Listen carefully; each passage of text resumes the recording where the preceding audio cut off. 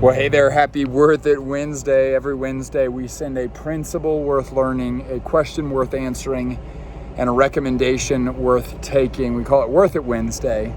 And today's principle is that there is always value in verbalization. There is always value in verbalization. And here's the idea. You have ideas or thoughts in your head that are stupid, that are crazy, that are ludicrous, and that are untrue. They're totally and completely false. And the reason why I can say that to you is because I have thoughts in my head that are stupid, that are crazy, that are ludicrous, that are untrue, and that are totally and completely false. But I think what's important for us to recognize is it's okay for those thoughts to start in our head. That's not good or bad. That just is, right?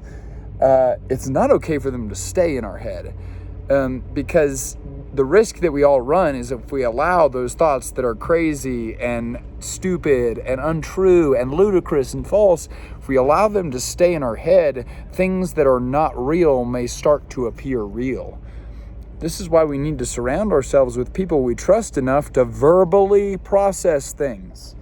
Because one of the things that's crazy is that in the act of verbalization, in the act of speaking your thoughts and putting them out into the world, especially with people you trust, you start to see what lands, what's solid, what's true, what they can confirm, what they can affirm, what they believe. But then they'll also sometimes look at you like you're a crazy person.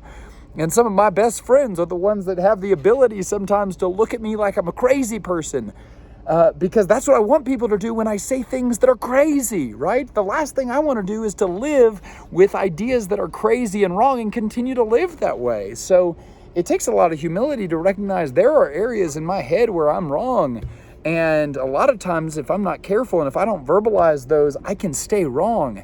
And that's not helpful. This is why freedom of speech is so important, right? Because you've got to be able to verbalize things. Because none of us are all right all the time.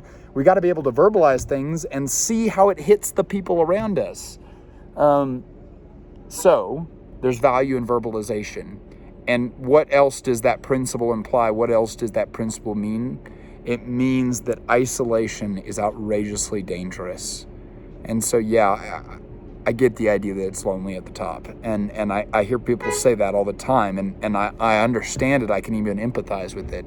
At the same time, don't you dare allow that cliche phrase to serve as an excuse for not living in community with other people.